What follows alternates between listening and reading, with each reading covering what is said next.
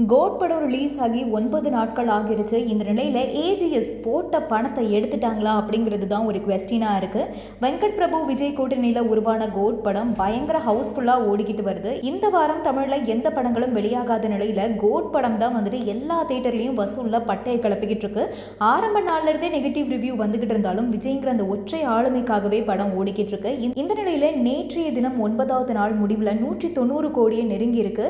உலகம் முழுக்க கிட்டத்தட்ட 350 கோடியை இரண்டாவது வாரத்தில் கோட் படம் தொட்டிருக்கு.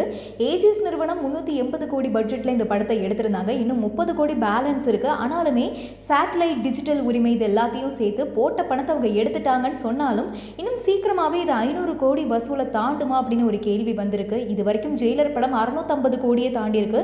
ஸோ இந்த படம் அதை விட அதிக வசூல் செய்யுமா அப்படின்னு ஒரு கேள்வியும் வந்திருக்கு. கேவிஎன் ப்ரொடக்ஷன் கடைசியாக விஜயுடைய தளபதி 69 படத்தை தயாரிக்க போகிறாங்க. கோட் படம் 1000 கோடியை வசூல் செய்யுதோ இல்லையோ கண்டிப்பாக தளபதி 69 படம் 1000 கோடியை வசூல் செஞ்சிடும். கோட் படம் வெளியானதை தொடர்ந்து வேற எந்த படமுமே வந்துட்டு ரீசெண்ட் டேஸில் வெளியாகவே இல்லை. அதிக தியேட்டர்களை கோட் படம் வந்துட்டு வாரி குவிச்சிருந்துச்சு.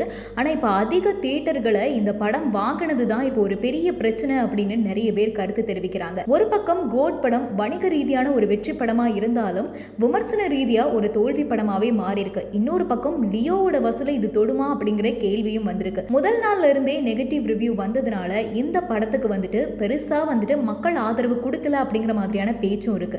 அண்ட் அதே மாதிரி இந்த கடைசியில சிஎஸ்கே ரெஃபரன்ஸ் வச்சதுனால கேரளா மற்ற மாநிலங்கள்ல வந்துட்டு பெருசா அது கனெக்ட் ஆகாமலும் இருந்திருக்கு. இப்படி பல பிரச்சனைகளுக்கு நடுவுல இந்த கோட் படம் அதிக தியேட்டர்ல இப்போ ரிலீஸ் ஆனதுனால தான் எல்லா தியேட்டர்லயும் ஹவுஸ்ஃபுல் ஆகாம அதுவே வந்துட்டு படத்துக்கு ஒரு பேக் ஃபயரா மாறி இருக்கு அப்படின்னு நிறைய பேர் கருத்து தெரிவிக்கிறாங்க. ஒரு பக்கம் இந்த படத்தை எப்படியாவது ஓட விடாம பண்ணணுங்கிறதுக்காக நிறைய குடைச்சல்களை ஒரு சில பேர் கொடுத்துட்டு வர அதிக தியேட்டர்ல ரிலீஸ் ஆனதும் ஒரு பெரிய மைனஸா இப்போ படத்துக்கு மாறி இருக்கு.